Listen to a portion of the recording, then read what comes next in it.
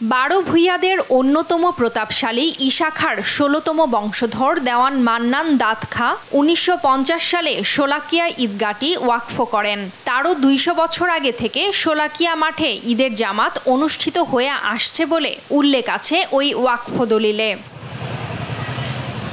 ১৮২৮ সালে ঈদুল ফিতরের বড় জামাতে এ মাঠে প্রথম ১,২৫,০০০ মুসল্লি একসঙ্গে ঈদের নামাজ আদায় করেন।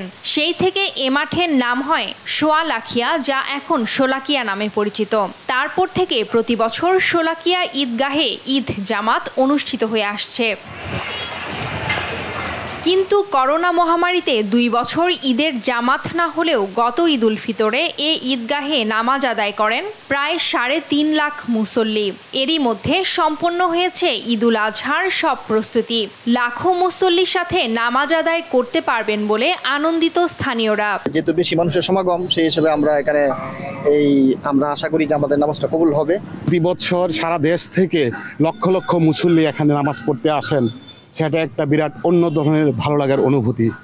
নিরাপত্তা নিশ্চিতে মাঠে কাজ করবে পুলিশ, র্যাব ও বিজিবি।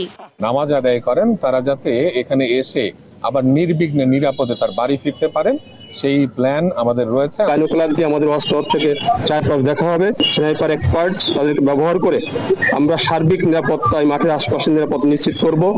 মুসল্লিদের জন্য প্রাথমিক চিকিৎসা এবং যাতায়াতের জন্য স্পেশাল 2টি ট্রেনের ব্যবস্থা করা হয়েছে বলে জানান জেলা প্রশাসক। শারীরিক কোনো সমস্যা হয় এখানে মেডিকেল ক্যাম্প থাকবে, কয়েকটা অ্যাম্বুলেন্স স্ট্যান্ড বাই থাকবে, আর ফায়ার সার্ভিসের লোকজন এখানে কাজ করবে। 2টা ট্রেন, বিশেষ ট্রেন আমাদের কিশোরগঞ্জের উদ্দেশ্যে আসবে। এবার ১৯৭তম ঈদ জামাতের ইমামতি করবেন মাওলানা হিফজুর রহমান খান। নিউজ ডেস্ক, দেশ টিভি।